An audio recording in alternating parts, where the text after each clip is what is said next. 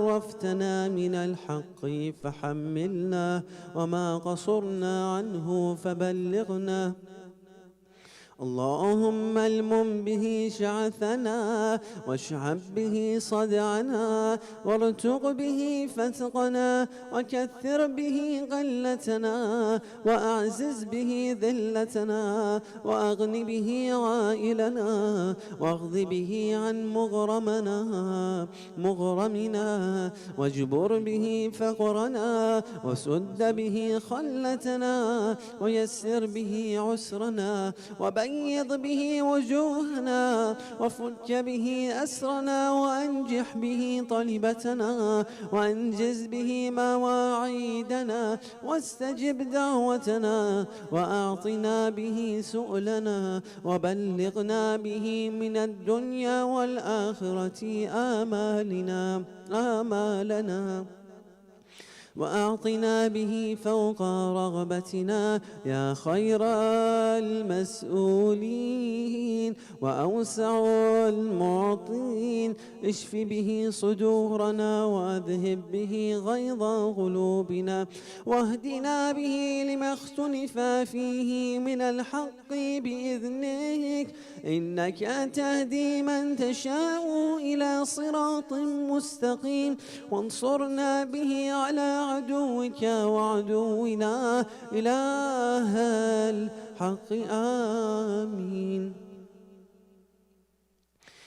اللهم إنا نشكو إليك فقد نبينا صلواتك عليه وآله، وغيبة ولينا، وكثرة عدونا، وقلة عددنا، وشدة الفتن بنا، وتظاهر الزمان علينا. فصل على محمد وآله، وأعنا على ذلك بفتح منك تعجله، وبضر تكشفه، ونصر تعزه، وسلطان حق تظهره، ورحمة منك تجللناها، وعافية منك تلبسناها، برحمتك يا أرحم الراحمين. صلوات.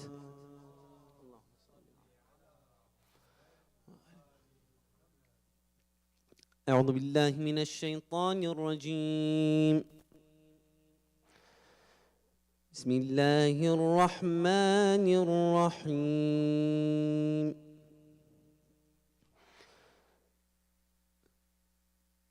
الرحمن علم القرآن، خلق الإنسان، علمه البيان. الشمس والقمر بحسبان، والنجم والشجر يسجدان، والسماء رفعها ووضع الميزان، ألا تطغوا في الميزان، وأقيموا الوزن بالقسط ولا تخسروا الميزان. والأرض وضعها للأنام، فيها فاكهة والنخل ذات الأكمام، والحب ذو العصف والريحان. فبأي آلاء ربكما تكذبان؟ خلق الإنسان من صلصال كالفخار، وخلق الجان من مارج من نار. فبأي آلاء ربكما تكذبان؟ رب المشرقين ورب المغربين، فبأي آلاء ربكما تكذبان؟ مرج البحرين يلتقيان بينهما برزخ لا يبغيان فبأي آلاء ربكما تكذبان يخرج منهما اللؤلؤ والمرجان فبأي آلاء ربكما تكذبان وله الجوار المنشآت في البحر كالأعلام فبأي آلاء ربكما تكذبان كل من عليها فان ويبقى وجه ربك ذو الجلال والإكرام فبأي آلاء ربكما تكذبان يسأله من في السماوات والأرض كل يوم هو في شأن فبأي آلاء ربكما تكذبان سنفرغ لكم أيها الثقلان فبأي آلاء ربكما تكذبان يا معشر الجن والإنس إن استطعتم أن تنفذوا من أقطار السماوات والأرض فانفذوا لا تنفذون إلا بسلطان فبأي آلاء ربكما تكذبان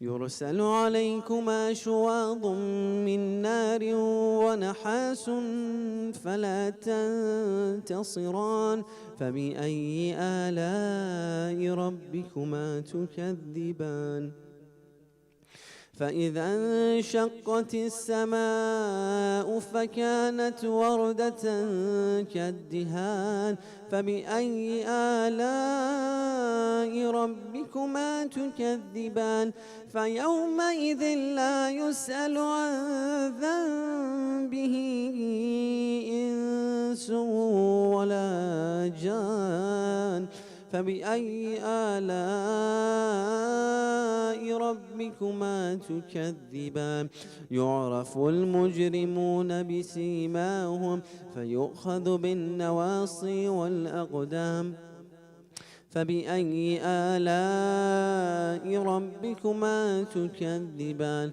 هذه جهنم التي يكذب بها المجرمون يطوفون بينها وبين حميم آن فبأي آلاء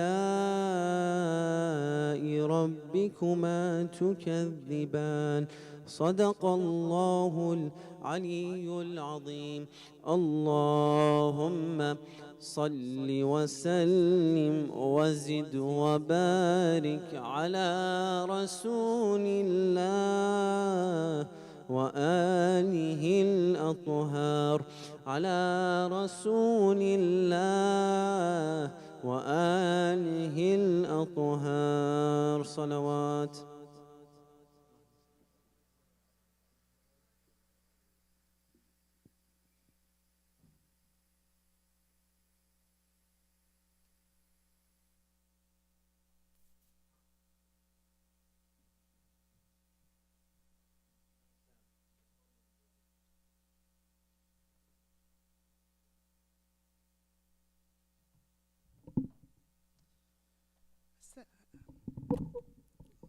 Assalamu alaikum everyone, and welcome to the Islamic House of Wisdom. I do have some reminders and announcement.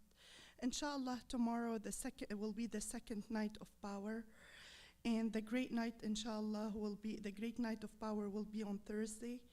If anyone would like to sponsor those nights, and lakum al-ajr wa thawab,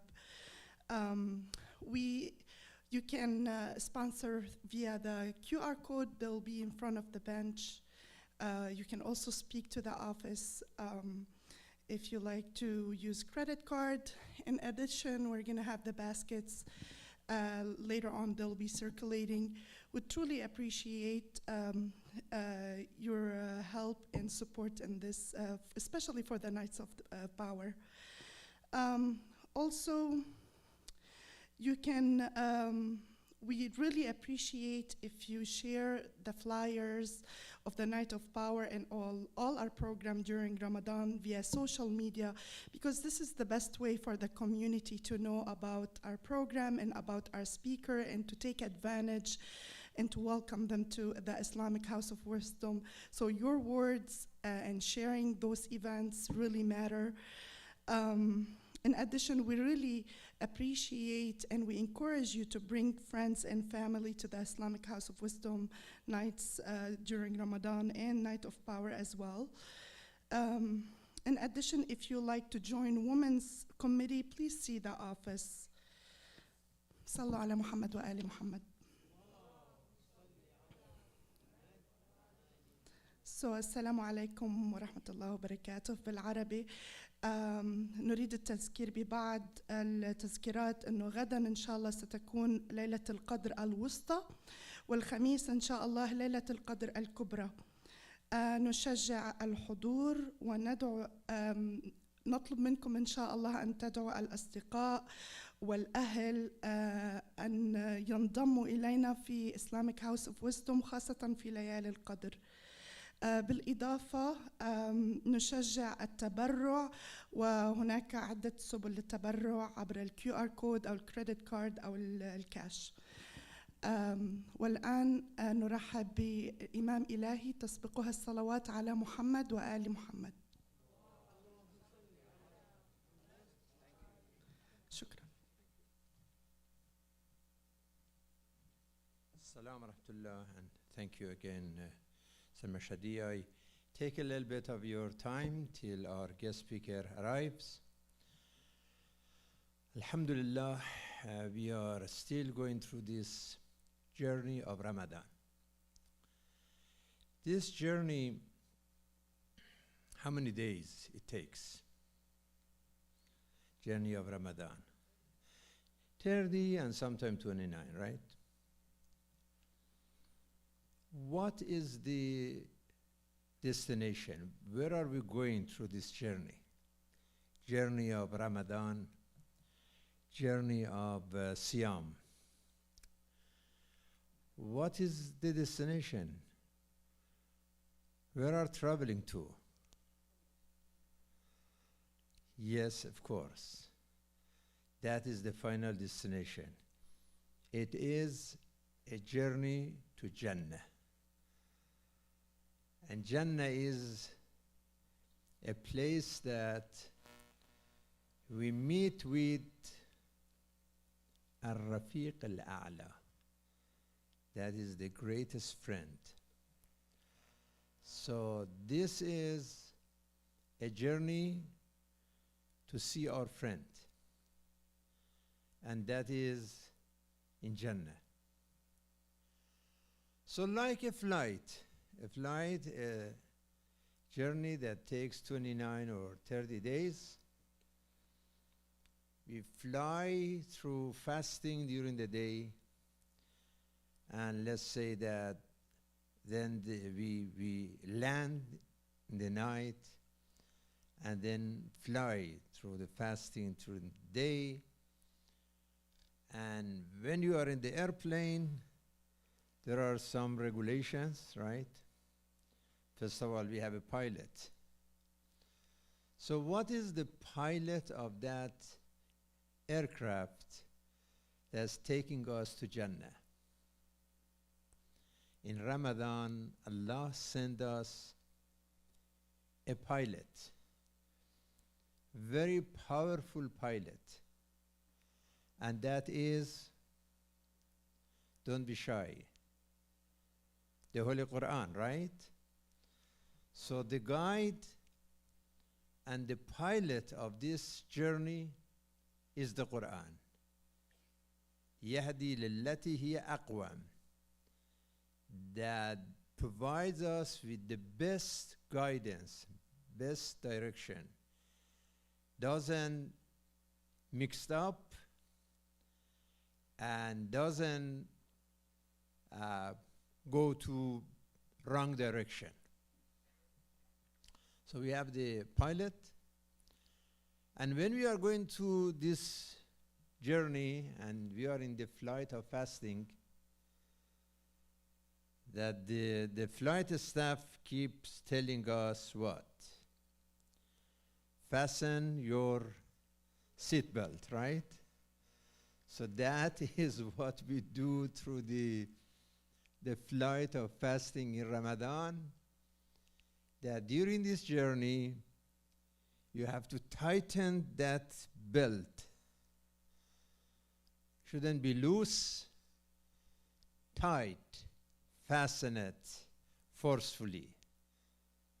Be powerful in your seatbelt. And then there are some regulations, like if we are in the flight, says one of them is don't smoke. You cannot smoke when you are flying, right? So don't eat, don't drink, don't smoke during this flight. And be careful to keep your seat clean. You know, one of the things that we cannot do during the fasting is to vomit, right? The same flight. I mean, you know, if somebody does that, that's against the regulations of the flight. If somebody is forced to have to go to the bathroom, and you know, that's different things to deal with that. Should keep the environment inside the flight very clean. So again, this is a journey to Jannah called the flight of fasting in Ramadan. And the pilot is the Holy Quran that is guiding us. And it keeps telling us that to successfully arrive, to have a safe flight, safe journey, successful, happy, healthy, holy, to have a 100% a victorious journey and get to the final destination safe and secure, there is one fundamental question, and that is, what is the main condition of receiving that passport to paradise? You want to go to Jannah after a month of journey, and they say that somebody is making fun with this mic. So is saying that there is one fundamental condition to receive this pass and arrive safely in Jannah. What is that fundamental condition? Any feedback? Somebody said something. Good deeds, that's very fundamental. Good deeds. You know, say it. Say anything it comes to your mind. What are the conditions of going to Jannah? Yes, salat is part of it. You know, salat, actually, that is a good answer, because there is a verse in the Quran that when the Ashabul Jannah, the people of paradise, asking those who are in the hell, Ma salakakum fi saqar? What happened to you? Why you are in hell? That means it's very unusual to be in hell. Usual is to be in heaven, right? Because God did not create us to go to hell. I mean, He doesn't enjoy that. He created everyone to go to heaven. That is a normal way. Normal is to go to Jannah. To go to hell is not normal. They say, why you are there? And they give 3-4 answers. One of them is, Ma kunna min al-musallin, that we had no, salat means salah. Salat comes from salah. Sala means connection. That we didn't have connection with our Creator. We didn't pray. We didn't have communication. No connection, no communication, no sala means no salat. We didn't pray. What else you think is the condition of being in heaven? Patience. Yes, patience. Patience that if you go to the Quran, almost 100 verses about being patient. Subhanallah. About Ramadan, Ramadan is mentioned in the Quran one time only, right? And we make like 1 month, we make all this celebration because one time is in the Quran. But then 100 times the same Quran talks about patience, and many of us will lose our temper, getting angry. And the shaitan dominates us when we are angry. So patience is part of it. So you talk about good deeds, you talk about prayer, you talk about patience. Anything else? Akhlaq, yes, and that exactly, not to do anything haram, right? Because that is the best thing in Ramadan. When Imam Ali asked, Ya Rasulullah, what is the best deed in Ramadan? He says, Al-wara' min maharim Allah or an maharim Allah. To stay away from sins, from everything that is haram. But you know, if you want to have one word that represent all of the words that you mentioned, is a patience or prayer or practice or everything that you said, the Quran says at-taqwa. The verse about compete for the Jannah that arduha ard al-samawat wal-ard u'iddat lil-muttaqin. This heaven, this paradise is prepared for the pious, al-muttaqin. U'iddat lil-muttaqin. So and this is why the Quran says, كتب عليكم الصيام كما كتب على الذين من قبلكم لعلكم تتقون.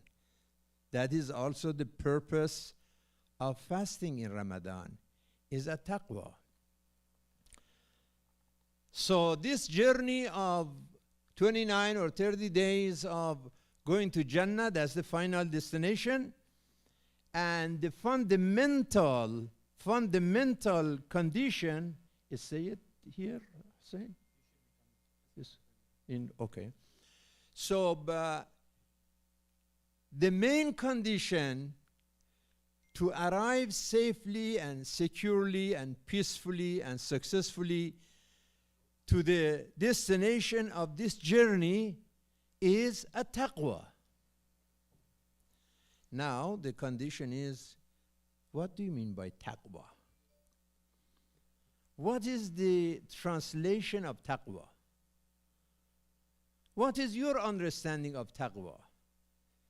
Because different people, they translate taqwa differently. So what do you think taqwa means? Any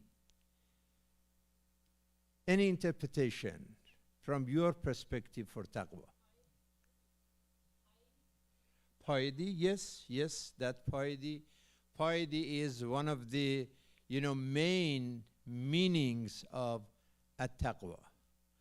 But if you want to explain it, if you want to explain piety, how you become pious, what should we do to be pious? Any more input on this? How we become muttaqeen, and through the muttaqeen become ashab al-jannah? Yes, please. Yes, that is part of that. Yes, God's consciousness. Sallu ala Muhammad wa ala Muhammad. Yes, that consciousness, that is one of the meaning of taqwa. So Jannah, which is the goal of this journey, is received through a taqwa. Taqwa means piety. And we become pious when our intellect overcomes our inclination and our desires and every evil things in our intention, in our expression, in our action. That is the taqwa. When your sympathy wins your selfishness, your sinfulness, right? So there are ways of receiving this passport to paradise after 1 month of safe journey through the fasting. May Allah accept this practice from all of us and help us to fulfill the fasting purposes, that inshallah as soon we arrive in the festival of fasting at the end of this month of Ramadan, then we deserve the jawa'is, the reward, the award of this journey, inshallah. So now we have our honorable guest speaker, and with excitement and preparation, we welcome Samat Sayyid for another Ramadan lectures full of points, full of stories, full of messages, very meaningful, very spiritual. We welcome him with salawat ala Muhammad wa ali Muhammad.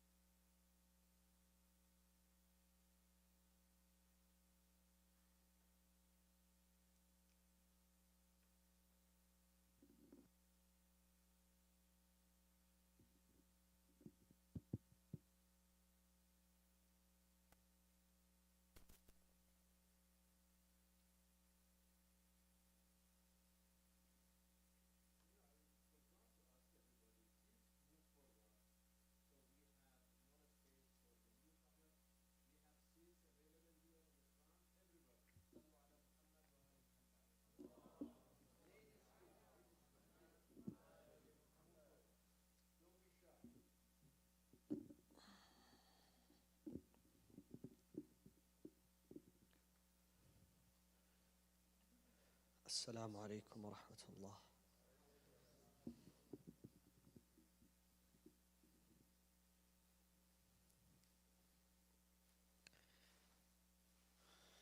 أعوذ بالله من الشيطان الرجيم.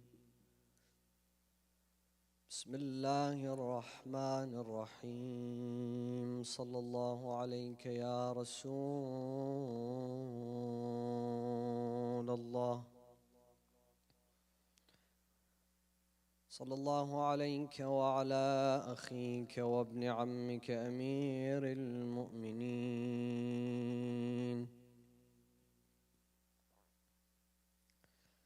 اللهم كن لوليك الحجة ابن الحسن صلواتك عليه وعلى آبائه في هذه الساعة وفي كل ساعة، وليا وحافظا وقائدا وناصرا ودليلا وعينا حتى تسكنه أرضك طوعا وتمتعه فيها طويلا برحمتك يا أرحم الراحمين. قال الله تعالى في محكم كتابه الكريم: وقوله الحق وهو أصدق الصادقين. أعوذ بالله من الشيطان الرجيم. بسم الله الرحمن الرحيم. رجال صدقوا ما عاهدوا الله عليه، فمنهم من قضى نحبه ومنهم من ينتظر وما بدلوا تبديلا. Sweeten your gathering with remembrance of Muhammad wa Ali Muhammad.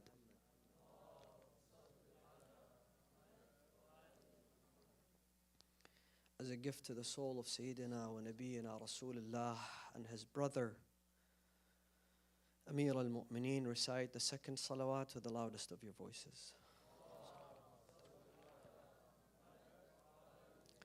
For Allah to shower onto this gathering with His infinite mercy and compassion, to hasten the reappearance of Mawlana Sahib al-Asri wa Zaman, recite the third salawat.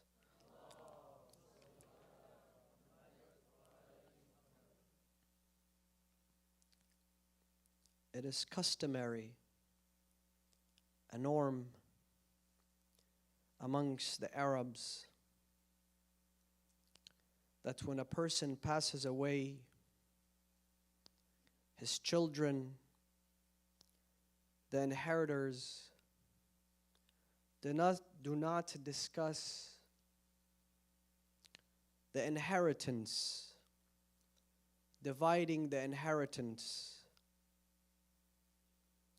for at least 40 days, out of respect for the deceased,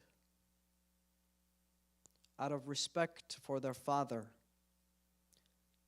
because they want to show and demonstrate that they are in a state of mourning. Now imagine Rasulullah sallallahu alayhi wa alihi wasallam, who was the father of this ummah and still is the father of this ummah, as he states in a famous tradition to Al-Imam Amir al-Mu'mineen, Imam Ali alayhi salam: Ya Ali, ana wa ant abawa hadhihi al-ummah. Ya Ali, me and you are the fathers of this ummah. Imagine Rasulullah sallallahu alayhi wa alihi wasallam and all the difficulty that he had to go through.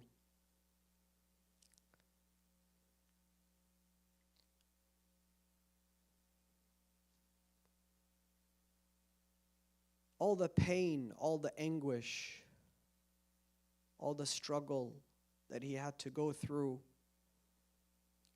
for the sake of the prosperity of the religion of Islam.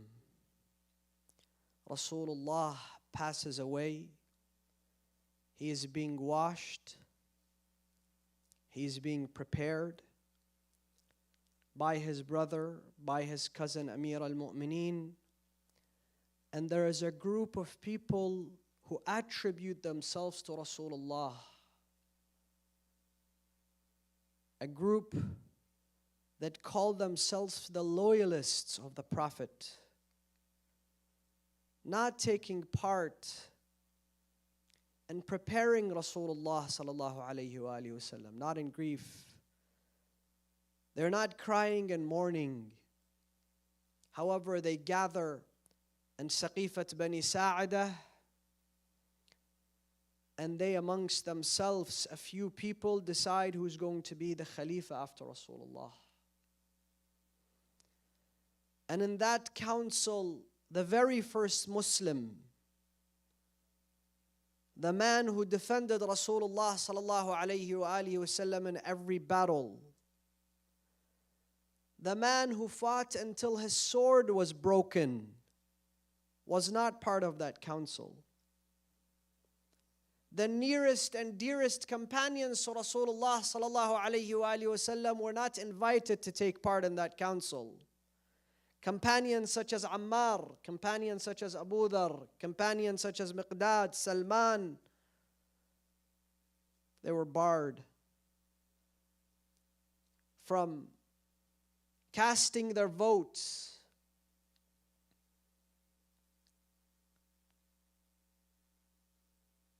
In the year 35 after Hijrah, 24 years after the designated time by Allah subhanahu wa ta'ala for him, Amir al-Mu'mineen presided over the chair of Khilafah. By a unanimous vote, by a unanimous agreement, after the murder of Uthman, the third Khalifa, Uthman did not die a natural death, but he was murdered.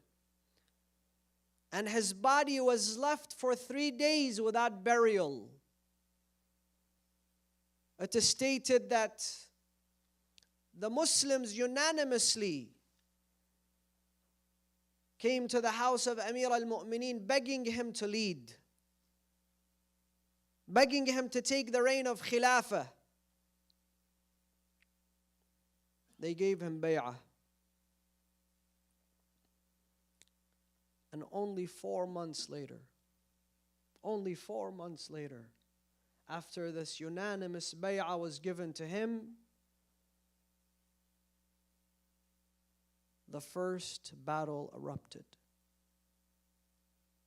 While Talha and Zubair, who were the companions of Rasulullah, went and joined the wife of Rasulullah, Aisha, and they came out in a massive army against Amir al-Mu'mineen.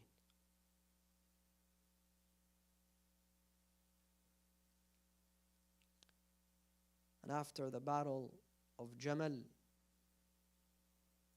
came one of the deadliest wars in the history of Islam amongst the Muslims, and that was the Battle of Siffin.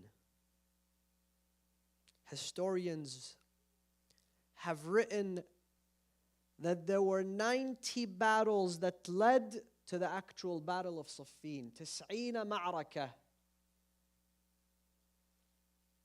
The length of the battle prior to its start was about 100 days, because Muawiyah kept preparing his troops. But the actual battle was about 10 to 12 days. Amir al-Mu'mineen reached Nahrawan. And there Muawiyah had taken control over the Euphrates.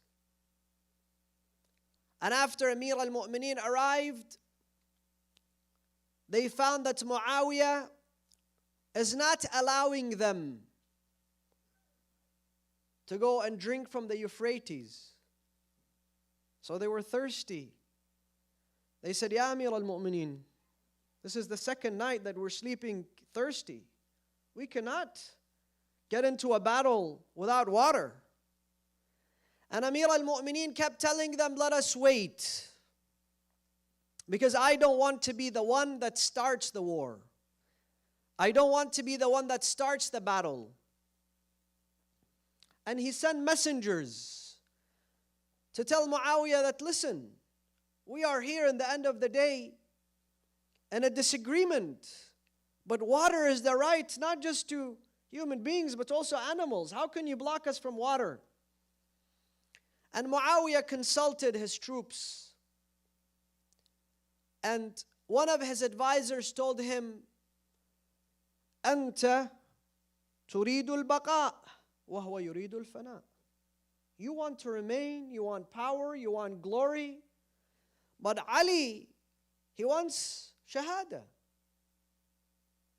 And the end of the day, if you give him water, he might be able to win the battle.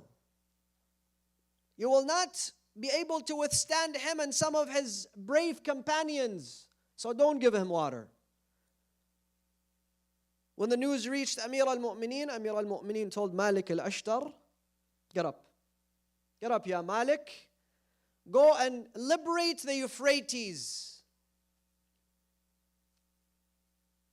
So Malik al-Ashtar went. He entered onto the Euphrates. They liberated the Euphrates. The armed forces of Amir al-Mu'mineen, they came, they drank, their horses also drank, their camels drank, and they went back. And Amir al-Mu'mineen put guards on the Euphrates. At night, same night, Muawiyah sends a letter to Amir al-Mu'mineen that my troops are thirsty. Amir al-Mu'mineen says, nobody's stopping you from coming and drinking. So some of the companions of Amir al-Mu'mineen said, Ya Amir al-Mu'mineen, he wanted to kill us by thirst. Now the same night you're allowing them to come and drink from the water? What did he say? He says, I will never be as low as him.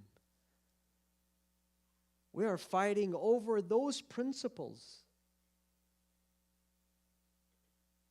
We're fighting over the principles of Islam, humanity. And now that we have control over the water, you want me to block the water from them? And the battle began for 7 days, but the last 3 were the main decisive nights. And the last night is known as Laylatul Harir. Laylatul Harir. One of the most distinguished nights in the life of Amir al-Mu'mineen. Even in that night, Amir al-Mu'mineen salawatullahi wa salamuhu alayhi established salah, and during salah, they showered onto him and his army with their arrows. And after Amir al-Mu'mineen finished his salah, he says to himself, Qum ya Ali. Now it is time to put this battle into an end. And Amir al-Mu'mineen announced that every time he kills one of the enemies, he's going to say Allahu Akbar. Qalat takbir. Their historians have stated after Isha until sunrise, Amir al-Mu'mineen kabbara 500 marra. 500 times Amir al-Mu'mineen said Allahu Akbar on that night. Imagine the bravery of this man, the steadfastness of this man. Nothing can break him. And because Amir al-Mu'mineen was in the midst of the battlefield, Malik al-Ashtar was able to get very close to the tent of Muawiyah. And he was moments away from victory. Moments away from victory.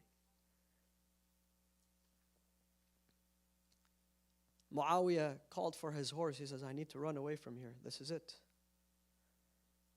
So his advisor, Amr ibn al-As, told him, where are you going, Muawiyah? Are you serious? You're going to be a coward? But Amr ibn al-As, he himself was the biggest coward. Amr ibn al-As, he tried to go into the battle. And as soon as Amir al-Mu'mineen saw him in the battlefield, Amir al-Mu'mineen went after him.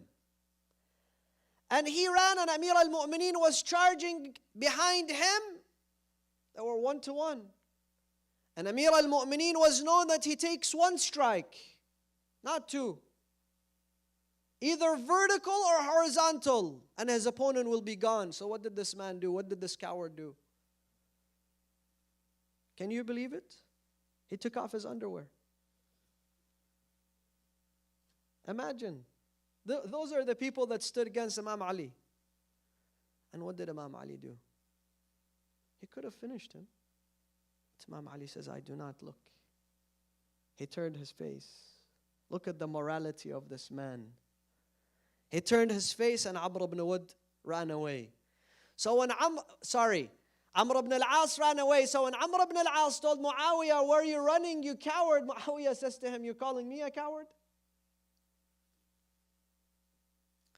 He says, I have a solution. What's your solution? He says, let's take the Qur'ans and raise the Qur'ans and tell them that let the Qur'an be our judge. Those people will be fooled. Muawiyah said, that's not going to work. Why? Because in the night of Harir, Ammar ibn Yasir was murdered. And Rasulullah sallallahu alayhi wa alihi wasallam had informed all the Muslims on many occasions that Ammar will be killed by a Muslim cult that goes against haqq. So when Ammar was killed, many people shifted sides. He says, that's not going to happen. He says, don't worry. We'll make it happen. So they raised the Qur'ans. Moments away from the victory, they raised the Qur'ans. They said, let the Qur'ans be our judge, to buy time. Amir al-Mu'mineen says, what do they know about the Qur'an? How can the Qur'an now be a judge amongst us? Let's finish this fitna. Let's end this misery.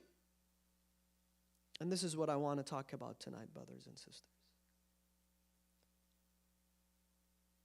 Some of the companions of Amir al-Mu'mineen stood and they said to him, they're asking you to use the Qur'an as a mediator between us.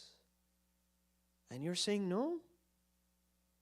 They're telling you that they want the Qur'an to be the judge between us, and you're saying no? Wallah, we will take you and we will give you to Muawiyah. Those were the companions of Imam Ali. In his troops, we will take you and we will hand you over to Muawiyah if you say no.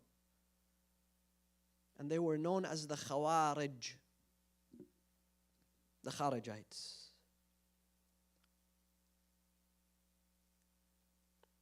They began their talks, and it's a long story. And Muawiyah was able to walk away safely. Then the same Khawarij came to him. They said to him, how can you accept Muawiyah? He said, but you told me that let us have a dialogue and an agreement with them. No, you made a mistake. And they created a fraction against Amir al-Mu'mineen, a group against Amir al-Mu'mineen. And that was the third battle of Amir al-Mu'mineen. I want to say this, brothers and sisters, when we gather in such nights, we all desire for one thing. And that is the companionship of Amir al-Mu'mineen. Now you might ask, how can I be a companion of Amir al-Mu'mineen? I don't live with him. This is 1,400 years ago. How am I going to be a companion of Amir al-Mu'mineen? Rasulullah sallallahu alayhi wa alihi wasallam was departing from this dunya, according to all Muslims, regardless of their madhab, regardless of which book you're reading. Rasulullah says, إِنِّي مُخَلِّفٌ فِيكُمُ الثَّقَلَيْنِ كِتَابَ اللَّهِ وَعَتْرَتِي آل بَيْتِي مَا إِن تَمَسَّكْتُم بِهِمَا لَن تَضِلُّوا بَعْدِي أَبَدًا. I'm leaving two weighty things amongst you, Kitab Allah and my family. If you hold on to Kitab Allah, to the book of Allah and the family, you will never go astray. So today when we read the Quran, we can become companions of the Quran. We can have that direct conversation with the Almighty Allah subhanahu wa ta'ala. Some people, they misunderstand the Quran. They downgrade the status of the Quran. Meaning, that's when they read the Quran, they believe that this was a conversation from Allah to Rasulullah 1,400 years ago. So we're just reading, revisiting this conversation. However, the Quran, in its name, it's there. That's when you have that, when you read the Quran, you are having a conversation that is alive. It's a live conversation with the Almighty Allah subhanahu wa ta'ala. In that very moment, you're having a conversation with Allah. Allah is conversing with you. And Amir al-Mu'mineen describes the Quran. I want to go back to what I was about to discuss, but I want to say this very quickly and move on, because those are the nights of the Quran. Laylatul Qadr is the night where the entire Quran descends onto Rasulullah sallallahu alayhi wa alihi wa sallam at one go. It's a very powerful night. Amir al-Mu'mineen, when describing the Quran, he says, وَإِنَّهُ يَتَجَدَّدُ كَمَا يَتَجَدَّدُ اللَّيْلُ وَالنَّهَارُ وَإِنَّهُ لِآخِرِنَا كَمَا هُوَ لِأَوَّلِنَا. The Quran renews itself, rejuvenates itself.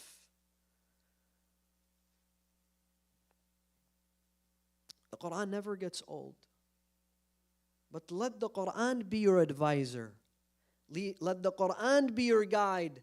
Imam Amir al-Mu'mineen, when he's departing from this dunya, he says, Bunayya Hasan, Bunayya Hussein, Allah bil Quran, ij'aluhu imamakum. Oh my son Hassan, oh my son Hussein, allow the Quran to be your imam, to be your leader, to be your guide. So he leaves with us, Rasulullah, first the progeny, the Ahl al-Bayt. And amongst them, first the Quran. And then he leaves amongst us the Ahl al-Bayt. That means we can be the companions of the Ahl al-Bayt until the end of time. We can be amongst the Shia of the Ahl al-Bayt until the end of time. Just like Amir al-Mu'mineen needed companions then, needed support then, he needs support today and companions today. And in the 122nd sermon from Nahj al-Balagha, Amir al-Mu'mineen describes Siffin and what happened in Siffin and how he was very close to victory. But because his people neglected the fact that he was the appointed leader of God and they did not take his advice, that battle did not result in a victory for Amir al-Mu'mineen. This is the first introductory portion of the 122nd sermon of Nahj al-Balagha. And I want to pause here for a moment. I don't have time to go through the entire history of Shia Islam. But brothers and sisters, if you read our history, we have the Quran, we have the Ahl al-Bayt, we have devout people. However, there is one big issue that continues to repeat itself. There is one phenomenon, and that is division, lack of unity, and going astray from leadership. And today you find that many people amongst the midst of the followers of Ahl al-Bayt, disgracing one another on the basis of you follow this scholar and this guy follows this scholar. Creating disunity amongst the followers of Ahl al-Bayt with its leadership. This leadership that's meant to unite us, not divide us.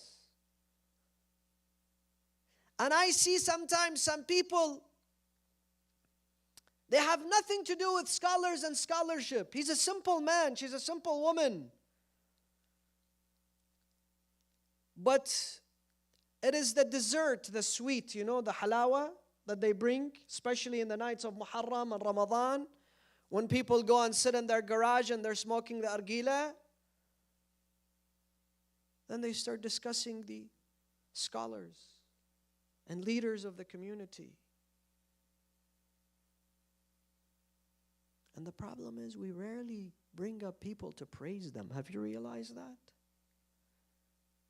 It's not like we bring up a name in a gathering and we say, let us speak of all the good things that this person has done. Let's list all the good things that this person has done. And if we come across a mistake, we rarely find people that will say, well, let's give him the benefit of the doubt, because Rasulullah sallallahu alayhi wa sallam says, احمل أخاك المؤمن على 70 محمل. give him 70 benefits of doubt. Instead, no. We're there to add fuel to the fire and listen to all those Chinese whispers, to weaken our community. If you look from the time of Amir al-Mu'mineen until today, that has been an illness in our community that cannot be eradicated. It's a cancerous tumor in our community that we have yet not learned how to deal with. But you need bravery, huh? You need true bravery to do that. That when you see such things happening in the community, we have the ability to stop them. And then Amir al-Mu'mineen, in the second portion of the 122nd sermon of Nahj al-Balagha, the peak of eloquence, he begins to speak of qualities that me and you, I don't care about the person sitting next to me. I don't care about the other. I should care about myself first. And this does not only apply to the brothers and sisters, whoever is here and whoever is listening elsewhere and will listen later. Do you want to be amongst the followers of Amir al-Mu'mineen? Is that a desire that you have? You know, I see some people in the nights of Qadr, their dua is very simple. They ask for very small, insignificant things. Why? Why can't you ask Allah? You say, Ya Allah, I want to be the greatest companion of Ali ibn Abi Talib. Now that's a dua. That's a big achievement. And Allah is generous. Allah can make that happen. I want to be the greatest of individuals who have aided the cause of Amir al-Mu'mineen. That's a precious dua. I want to be amongst those who on the day of judgment, Amir al-Mu'mineen says, you have made me proud. Have we had people like that? Of course we have. We have them today, we had them yesterday, we always do. I'll give you one example. Allama al-Amini. Allama al-Amini was a sheikh.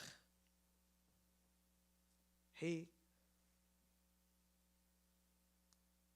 decided that he's going to write the biggest encyclopedia discussing one event in the life of Amir al-Mu'mineen, and that is the event of Ghadir.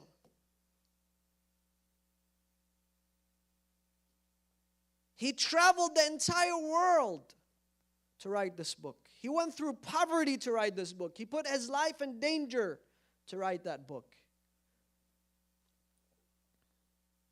Okay? And he said, you know what? I cannot have a social life. I cannot. This is my priority. My priority is before I die, I want to do the service for Amir al-Mu'mineen. So anybody who dares to question the legitimacy of Ghadir, they have an encyclopedia in front of them discussing the event of Ghadir. Every companion, every chain of narrators, every book, every poem, every story is there. It's becoming an undeniable truth for all Muslims, for any Muslim, right?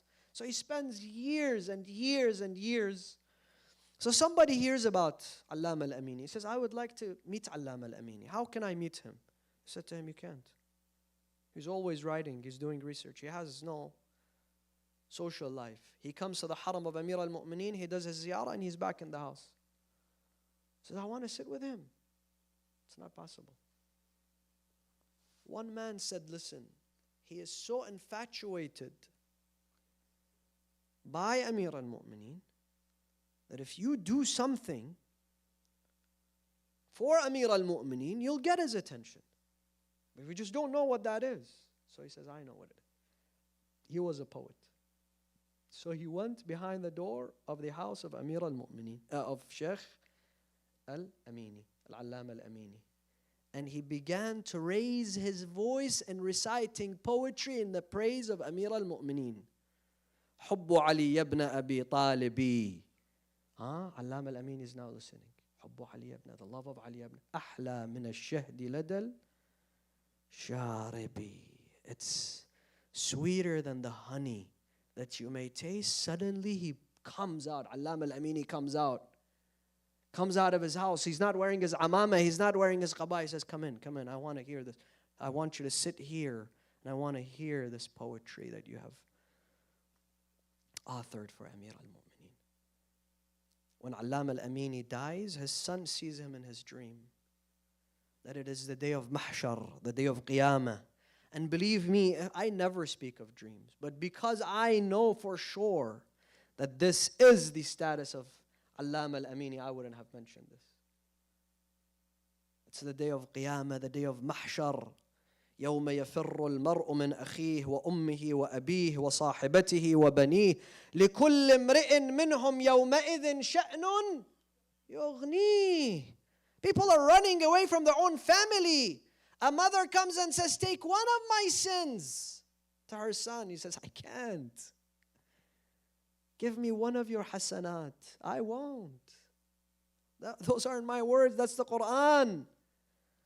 Allama al-Amini enters, and who's Saqi al-Kawthar? Amir al-Mu'mineen. Amir al-Mu'mineen is on the Hawd al-Kawthar. He is the one that if he gives you from that drink of Kawthar, you end up in the salvation. According to all Muslims. Now people are lining up, desperate to drink from Hawd al-Kawthar, and Allama al-Amini is standing far. Amir al-Mu'mineen leaves everyone. He says, go.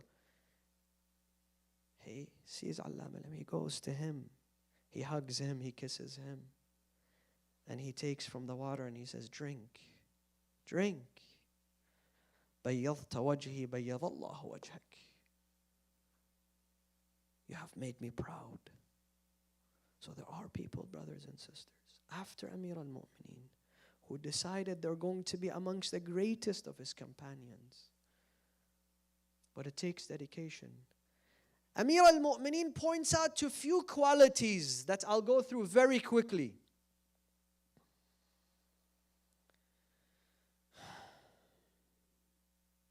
First of all, he says, إِلَى مَنْ أُرِيدُ أَنْ أُدَاوِي بِكُمْ وَأَنْتُمْ دَائِي.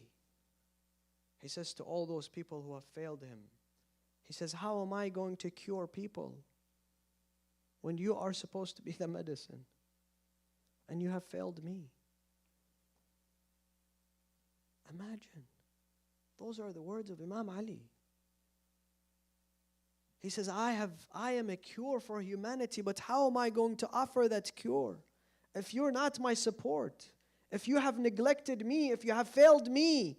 Imagine the agony in the life of Amir al-Mu'mineen. In another sermon, he says to them, Ya ashbah al-rijal, walastum birijal. You look like men, but you're no man. Because you failed to rise to the occasion.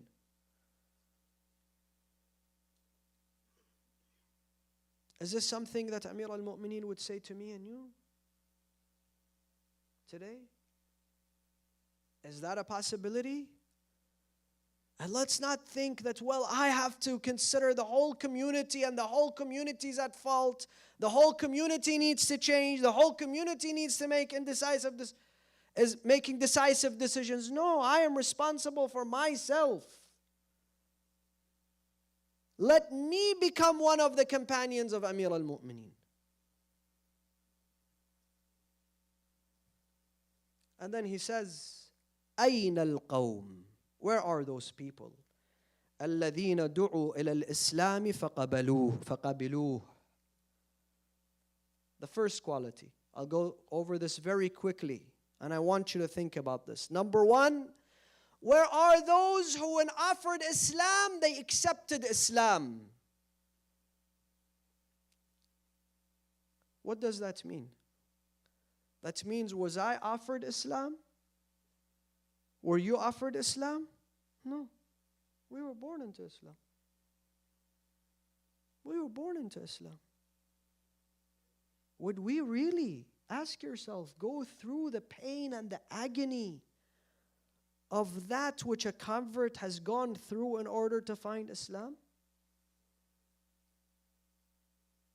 Some Muslims I know, they haven't even read a single book about Islam. They ask them the most basic questions about Islam, and we don't have an answer. In a survey, we asked many Muslims in this city, street interviews, they'll be published soon, about the name, just the name and the title of the very first 20 chapters of the Holy Quran. Out of 114, name the first 20 chapters of the Holy Quran. And the results are astonishing.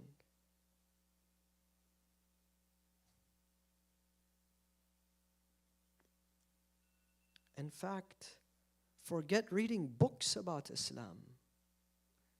Even in the month of Ramadan, we'll sit there and we'll scroll TikTok and Instagram all day, but we won't sit for an hour to read the Quran. I beg you, please, tonight when you go home, look at your screen time. Just look at your screen time. It's going to be at least 3 hours. Now, out of all those 3 hours that we've wasted on our phones, are you telling me that I don't have an hour to spare to read the Quran, to understand the Quran, to think about the messages of the Quran? So Amir al-Mu'mineen says the first qualities, ask yourself, if offered Islam, would you take it? Would you accept it? Not because you're born in it. Have you gone through the rigorous research and the hardship to find Islam? So he says that is the very first quality. And Islam is not just a brand, it's not just a name, it's not just a title. Al-Islamu huwa taslim. Islam is, once you know of Islam, you submit to Allah through that religion. You do not question. It's mind-boggling that we don't question so many things. You know, when the vaccine came out, people were desperate to get the vaccine. Why? Because doctors told you that this is going to save your life. Right? We were begging for the vaccine. Because we thought it's either the vaccine or we're going to die. But imagine Allah subhanahu wa ta'ala says, استجيبوا لله ولرسوله إذا دعاكم لما يحييكم. This Quran is meant to give you life. And we're like, no, I'm just chilling. I don't need the Quran, I'll be okay. The Quran will give you that life. Many of us are dead. Amir al-Mu'mineen says, الناس نيام إذا ماتوا انتبهوا. We're sleeping. We're hibernating. We don't know what's going on until we die. When we die, we wake up, but it's too late. So the very first quality is find Islam. Find Islam, accept Islam, and apply Islam, and be submissive to Allah. أين القوم الذين دعوا إلى الإسلام فقبلوه وقرأوا القرآن فأحكموه. And they read the Quran, and they allow the Quran to be the judge, the ultimate judge within their lives. Not that, I follow every trend out there. Every time there is a new trend, then I want to make sure that the Quran follows that trend, not the other way around. I read an ayah in the Quran, it's very clear. Very, very clear. وَأَتِمُّ الصِّيَامَ إِلَى اللَّيْلِ. And you must continue to fast until nighttime.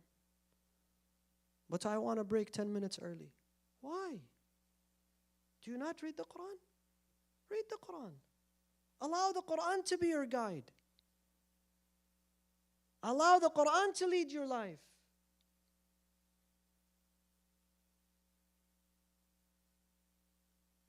Just like I take every single precaution when it comes to where I keep my money and how I invest, when it comes to the matters of religion and Allah subhanahu wa ta'ala, I also have to be as protective of my faith. And I always must take the side of precaution. Ihtiyat. Because this shows how dedicated I am to Allah subhanahu wa ta'ala.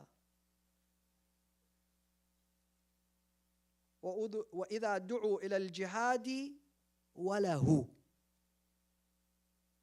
And if they are asked to perform jihad, they're eager, they're not running away. Now imagine at that time, jihad was very difficult. You're out there in the battlefield and there is somebody with a sword and he's coming at you. It's very dangerous. Really takes a lot of guts. But just ask yourself, is it possible that those people had to pay such a heavy price, a hefty price at that time? And it's so much easier for us today, and we're going to call ourselves, we are equal to them.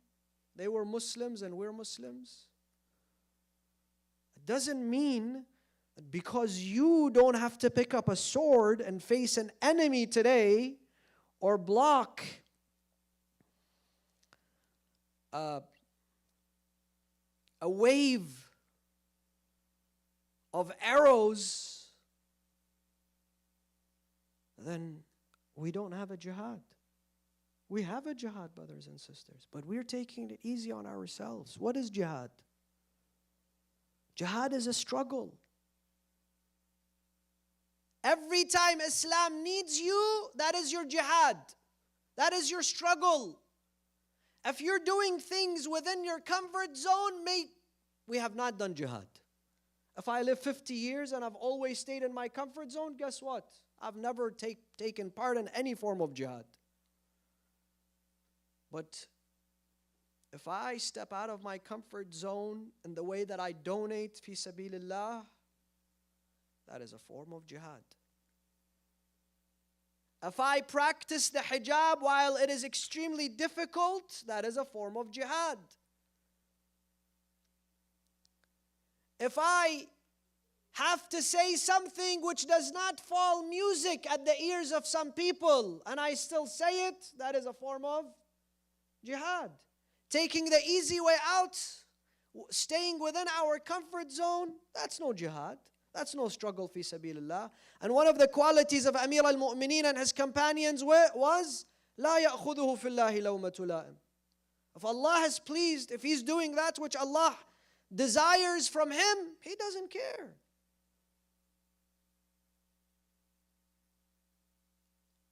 Every single one of us, brothers. We're called for jihad every day, but not in a form of standing in a battlefield with a sword. But we all have a jihad. Today Islam needs us more than ever. Have you decided what your jihad is? Fi sabilillah? Or are we constantly running away from responsibilities?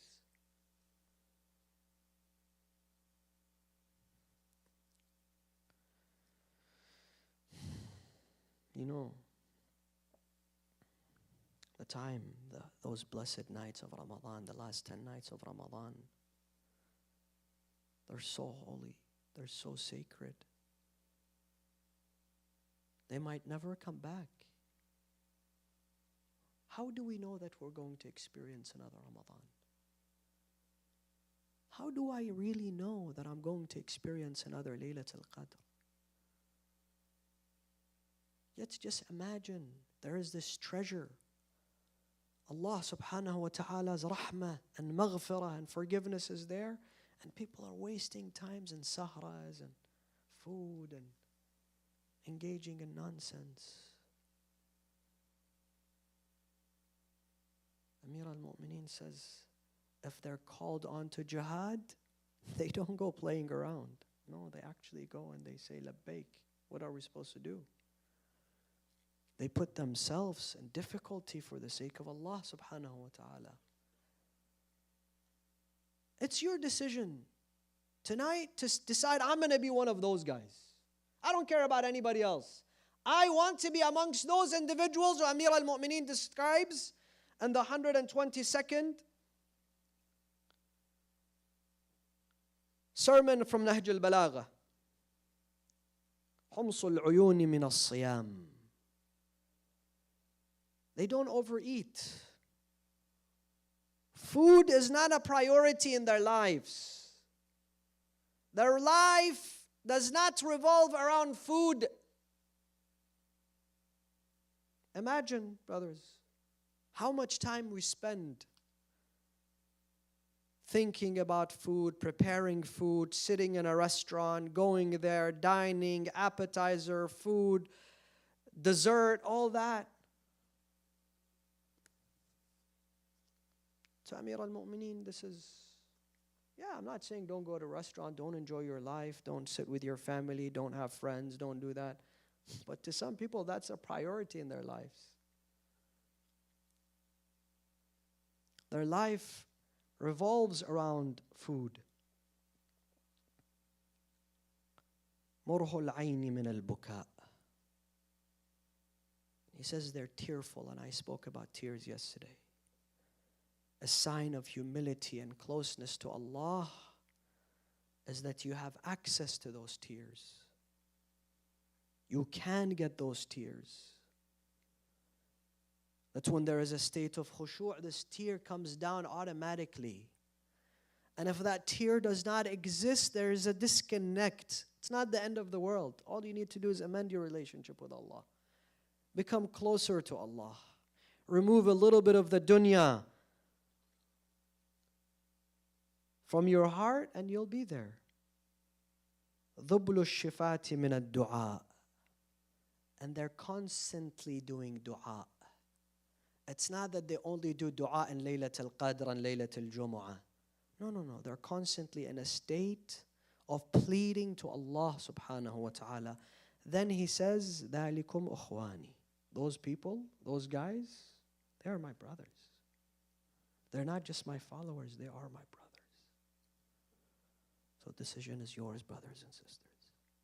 Do you want to be amongst the brothers and the sisters of Amir al-Mu'mineen, his followers, his dedicated students, his disciples, those who make him proud? And it's not, don't think that there's going to be such a vast number of those individuals saying, I want to be one of them. No. Those individuals will always and always be a minority because it's not an easy route to take. Amir al-Mu'mineen says to his companions, being my disciple is an empty road in the midst of the night. Nobody's going to be with you. Are you willing to go through that? If you are, then you'll be okay. And he resembled that dedication to Allah. All his life, he never complained.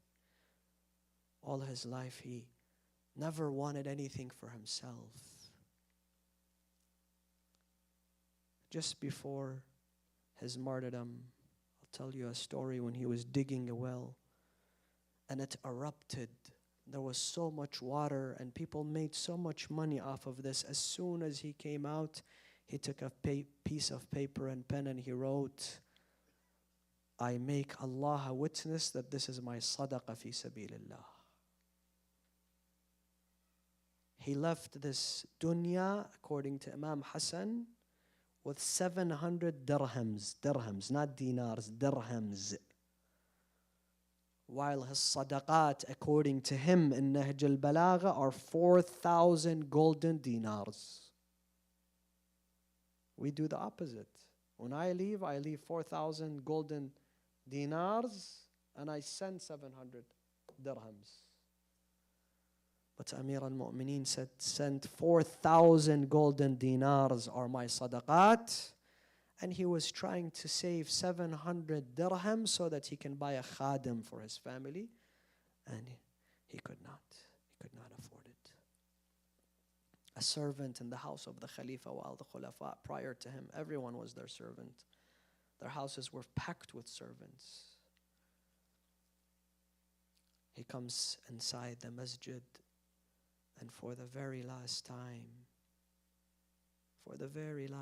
the people of Kufa heard the adhan of Amir al-Mu'mineen. Allahu Akbar, Allahu Akbar. He began to do the salat. Ibn Muljam came behind him. And as soon as Amir al-Mu'mineen got up from, some traditions say ruku', some traditions say sujood, he struck him on the back of his head and he raised his voice, Fustu wa Rabbil Kaaba. I have become victorious. Why? Because every minute of his life he had spent it fi sabilillah. Let us take our hearts and our souls and our minds to Najaf, to the shrine of Amir al-Mu'mineen. Ya Sayyidana wa Mawlana inna tawajjahna واستشفعنا وتوسلنا بك إلى الله وقدمناك بين يدي حاجاتنا. 3 times, brothers and sisters, all the way to Najaf. The lovers of Ali ibn Abi Talib. Ya wajihan inda Allah ishfa' lana inda Allah. Ya wajihan.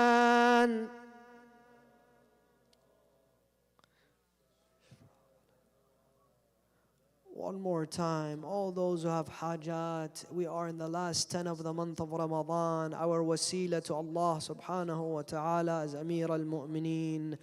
Ya wajihan inda Allah ishfa' lana.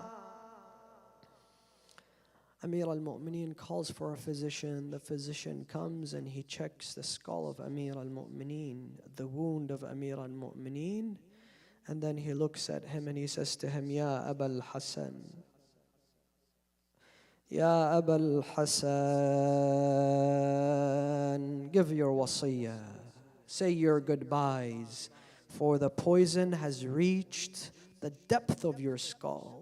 Imagine what that did to Imam Hassan. Imagine what that did to Imam al-Hussein. Imagine what that did to his daughter Zainab, the household of Amir al-Mu'mineen, the companions, the dedicated lovers of Amir al-Mu'mineen. They were devastated. Amir al-Mu'mineen gathers them and he says his final will. What do you think he said? Subhanallah. Look at this man full of mercy. Look at this man full of compassion. He says, Oh Hassan, my will for those few days that this Ibn Muljam is your captive, give him from the same food that we eat. Treat him fairly. Take care of him. Do not disrespect him. If I live out of this, then I will know what to do with him. And know that forgiveness is a priority. Allahu Akbar. Allahu Akbar. What a blessed, merciful heart that Amir al-Mu'mineen has.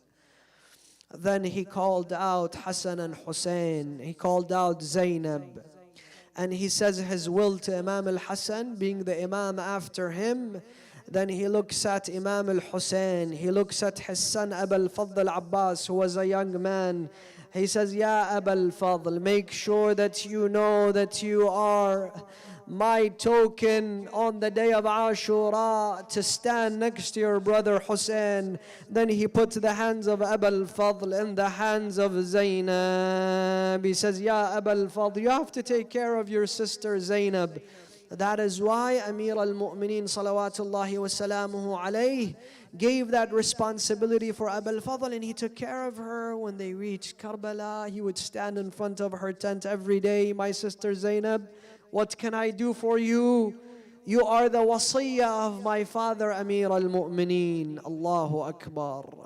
And there was a moment when Sayyida Zainab was a captive. She had to be driven out of Karbala. She looked towards the Euphrates. She called out to her brother. She says, "Oh brother, don't you remember when my father said that you're responsible for me? Where are you, ya Aba al-Fadl? Aba al-Fadl, man talli jibtni. وبيدك يا خويا ركبتني. يا أبا الفضل, didn't you bring me? I want to tell you one thing. تعال اقعد وشوف متني. سياط زجر الورمتني. Come and look at my back, my neck. Look at the whips of Bani Umayyah on them, Ya Amir al-Mu'mineen. While you were surrounded by your family and loved ones, your son Hussein was surrounded by people with daggers. Allahu Akbar, ayna al-munadi wa madlumah wa sayyidah. وسيعلم الذين ظلموا أي منقلب ينقلبون. نسألك اللهم وندعوك باسمك العظيم الأعظم الأعز الأجل الأكرم يا الله. 10 times, brothers and sisters, all of us together. This is the time of dua. This is the time of your hajat. Knock at the door of Allah subhanahu wa ta'ala. Ya Allah, Ya Allah, Ya Allah.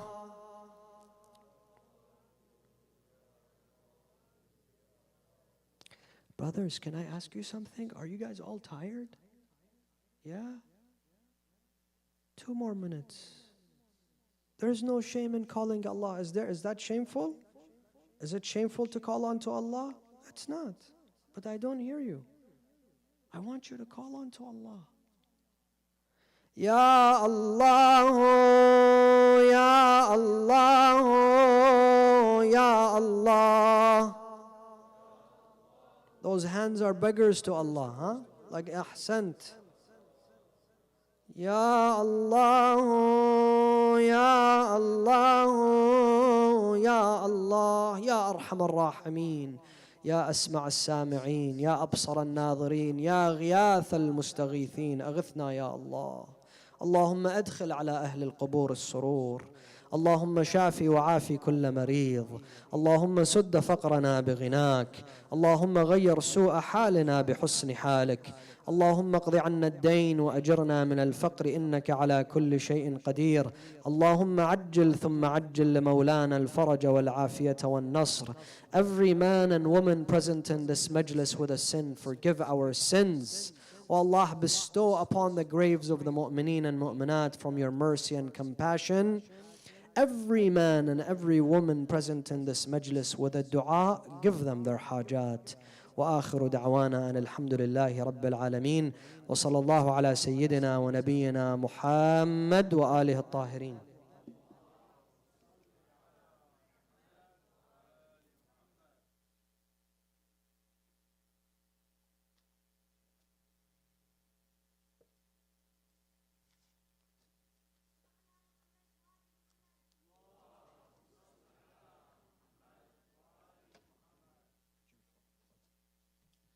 شكرا سيد. السلام عليكم. صلوا على محمد وآل محمد. One more time, I just need 2 minutes from your time before you leave. We just want to remind you that inshallah tomorrow will be the second night of power, and the great night of power will be on Thursday inshallah. We will be serving manaish after the dua, and Imam will be around if you have any question for him.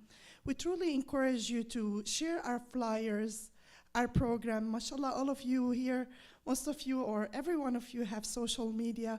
don't underestimate the importance of sharing our Nights of Power, or even the flyer for Sayyid Jawad Qazwini being here. You will inform people, and inshallah you will get rewards from Allah. Sallu ala Muhammad wa ali Muhammad. Also, reminder to please bring friends and family, and also bring your kids and take advantage of the youth program that we do have upstairs. And also, if you will be interested in sponsoring the Nights of Power, we do have the QR barcode, and you can see the office if you like to donate. Inshallah, you'll get the ajr and thawab. And if anyone have any question, please feel free to stay around and talk to Imam Ilahi or Sayyid Qazwini. Thank you so much.